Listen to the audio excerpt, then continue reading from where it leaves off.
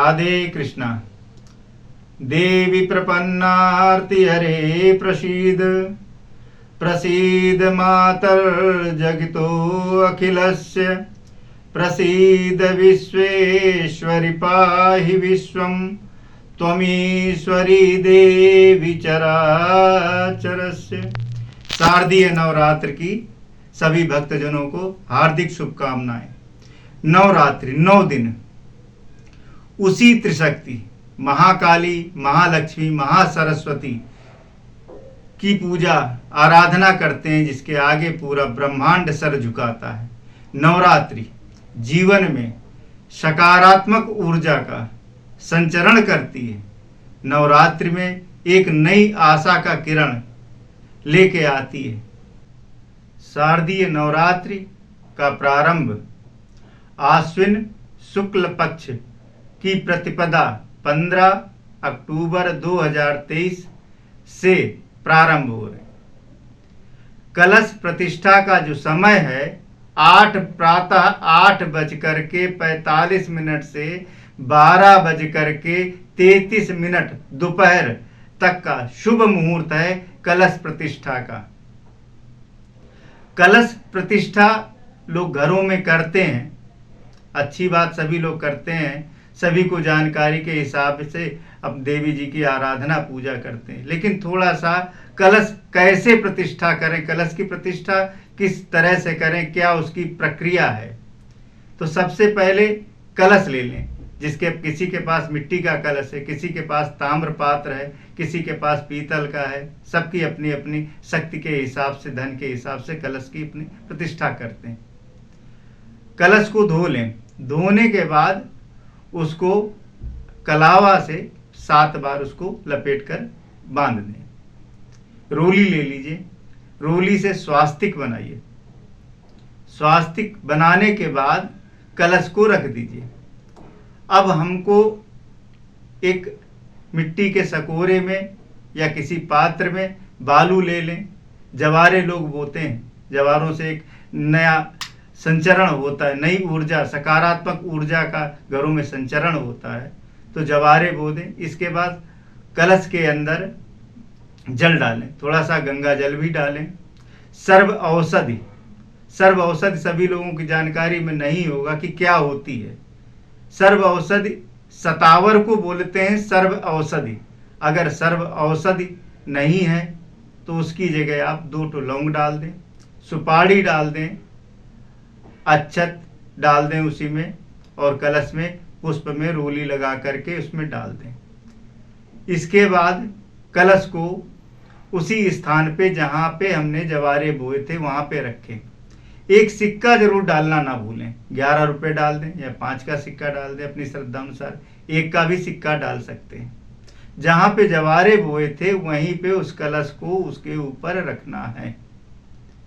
उस पर सकोरा ले लें, या जिसने ताम्रपात्र वगैरह तो तांबे की कटोरी हो, जैसे जिसकी सुविधा है। उस पर अन्न रखें। अन्न में चावल को ही सबसे ज़्यादा महत्व देते हैं, चावल रखें। अब उससे पूर्व क्या करना है, लोग पंच पल्लव लेते हैं। किसी के पास नई सुविधा है, नहीं उपलब्ध हो पाते हैं, तो आम्र पल्लव का भी इस्तेमाल सबसे अधिक होता है। तो आम्र पल्लव ले लें या पंच पल्लव ले लें, पंच पल्लव रखें। इसके बाद सकोरा रखें। इतनी प्रक्रिया के बाद अब नारियल हम किस तरह से रखें। नारियल को ही श्रीफल बोलते हैं। अब इसको नारियल को लेकर के इसमें सबसे पहले टून ले लें। लोग टून लेते हैं, नहीं टून है तो लाल कपड़ा बांध दें उसमें, नहीं तो कलावा ही बांध दें। कलावा या लाल कपड़ा टून बांध करके उसमें स्वास्तिक का निशान बनाएं। स्वास्तिक बनाने के बाद अब नारियल रखें कैसे, लोगों को नहीं जानकारी होती है। कोई उल्टा रख देता है, कोई सीधा रख देता है, लेकिन नारियल जो रखने का सही तरीका है वो इस तरह से रखें कि नारियल में जो आँखें होती हैं वो हमारी तरफ हो। आँखों से मतलब है कि जिसमें नारियल हम लोग जब लेते हैं तो छिलवाते हैं, दुकानदार से छिलवाते, कहते ऊपर हिस्सा भैया थोड़ा सा छोड़ दीजिएगा। तो जो हिस्सा छोड़ा वो हम अपनी तरफ करें, उसी तरफ आँखें होती हैं नारियल की, तो वही शुभ दिशा शुभ होता है रखना। उसी तरह से इस तरह से आप नारियल रखें। ये हमारा कलश पूर्ण रूप से तैयार हो चुका। कलश तैयार होने के बाद अब कलश का पूजन हम कैसे करेंगे? तो कलश पूजन से पूर्व हम 2 सुपारी ले लेंगे। एक सुपारी में कलावा लपेट करके गणेश जी का मान करके उनको स्थापित करेंगे। एक सुपारी में माँ लक्ष्मी का स्वरूप मान करके स्थापित करेंगे। और जिसके पास गणेश और लक्ष्मी की मूर्ति है, गणेश गौरी लक्ष्मी एक ही है, लक्ष्मी और गौरी, उनकी मूर्ति रख सकते हैं। नहीं है तो सुपारी में बना के रख सकते हैं। नवग्रह की भी स्थापना बहुत जरूरी है। तो नवग्रह के लिए अगर नवग्रह यंत्र है आपके पास तो उसको रख सकते हैं, नहीं तो उसकी जगह सुपारी में कलावा लपेट करके एक तरफ उसमें रख दें, दोने में या किसी पात्र में फूल या पुष्प रख करके, नहीं तो उसमें अक्षत डाल करके उसके ऊपर रख दें। और इसी तरह से गणेश और गौरी भी रखनी है। अब सबसे पहले गणेश पूजन करेंगे। गणेश पूजन, अब गणेश पूजन के बाद माँ लक्ष्मी का भी पूजन करेंगे। अब गणेश जी में जो मंत्र आप लोगों को आते हों, नहीं तो सीधा सा बहुत सरल मंत्र सभी लोग जानते हैं। गजाननं भूत गणादिसेवितं कपित्थ जम्बू फलचारु भक्षणम उमासुतम शोक विनाशकारकम नमामि विघ्नेश्वर पाद पंकजम। ये गणेश मंत्र बोल देंगे। और इसके बाद माँ लक्ष्मी का ओम महालक्ष्मी च विद्महे विष्णुपत्नीं च धीमहि तन्नो लक्ष्मी प्रचोदयात्, या ओम नमो देव्यै महादेव्यै शिवाय सत्यम नमः नमः प्रकत्राय भद्राय निहिता पड़ता स्मृताम।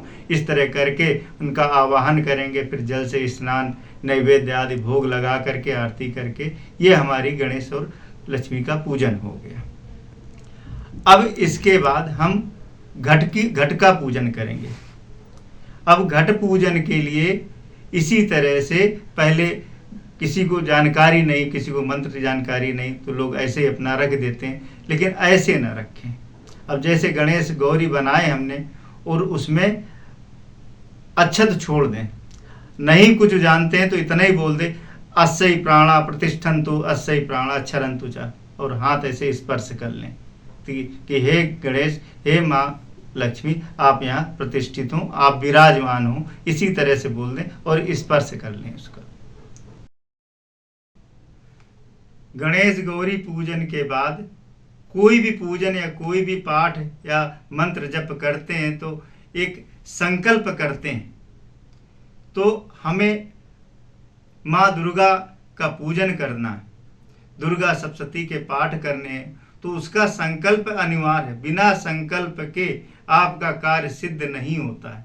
तो संकल्प के लिए सबसे सरल दुर्गा सप्तशती की पुस्तक लें, उसमें 14 नंबर पेज पे सबसे सुंदर सा संकल्प लिखा है और उसको आप लोग इसमें देख भी सकते हैं। ये 14 नंबर पेज पे संकल्प लिखा है, इसको आप लोग संकल्प पढ़ेंगे। और संकल्प किस तरह से पढ़ेंगे? हाथ में, दाहिने हाथ में पान का पत्ता लें, सुपारी रखें, अक्षत पुष्प रख लें और जल रखें, कुछ द्रव्य रख लें और इसके बाद ये संकल्प करें। संकल्प करके ये संकल्प वहीं भगवान गणेश के पास या कलश के पास रख दें। अब कलश प्रतिष्ठा करते हैं। कलश प्रतिष्ठा के लिए सबसे पहले ध्यान करें भगवान का, भगवान वरुण देव का ध्यान करें। अगर कोई मंत्र आता है, नहीं तो एक छोटा सा मंत्र हम आपको बता रहे हैं, उस मंत्र को उच्चारण करके कलश की प्रतिष्ठा कर सकते हैं। नमो नमस्ते स्फटिक प्रभाय सुषेत हाराय सुमंगलाय सुपास हस्ताय जसासनाय जलादिनाथाय नमो नमस्ते वरुण देवताभ्यो नमः। इस तरह बोल के वहां पे अक्षत छोड़ दें और स्पर्श कर लें कि कलश प्रतिष्ठा हमारी हो चुकी। इस तरह से अब नवग्रह आते हैं। इसी तरह से नवग्रह का भी पूजन करेंगे। नवग्रह का ज्यादातर सभी लोगों को मंत्र याद है। ओम ब्रह्मा मुरारी त्रिपुरांतकारी भानु शशि भूम सुतो बुधश्च गुरुश्च शुक्रा शनि राहु केतवा सर्वे गृहा शांति करा भवन्तु, और अक्षत छोड़ दें। और ये इस तरह से हमारी घट की स्थापना, गणेश गौरी की स्थापना, नवग्रह की स्थापना, ये सभी स्थापनाएं हमारी होगी। अब आप पाठ करेंगे। अब आता है पाठ कैसे करें। तो पाठ की सबकी अपनी अपनी सुविधा अनुसार लोग करते हैं, तो अपनी सुविधा अनुसार पाठ करें, लेकिन एक खास बात जरूर बताएंगे, पाठ के बाद में नवाण मंत्र का जप करना ना भूलें। नवाण मंत्र का जप अनिवार्य रूप से करें। ओम ऐं ग्रीं क्लीं चामुंडायै विच्चै, इस मंत्र का, नवाण मंत्र का जप अनिवार्य रूप से करें पाठ के उपरांत। प्रथम दिवस यानी प्रथमम शैलपुत्री च, हिमालय की पुत्री। तो प्रथम दिवस के लिए माँ शैलपुत्री, प्रथमम शैलपुत्री च, इसकी पूजा करनी है देवी जी की।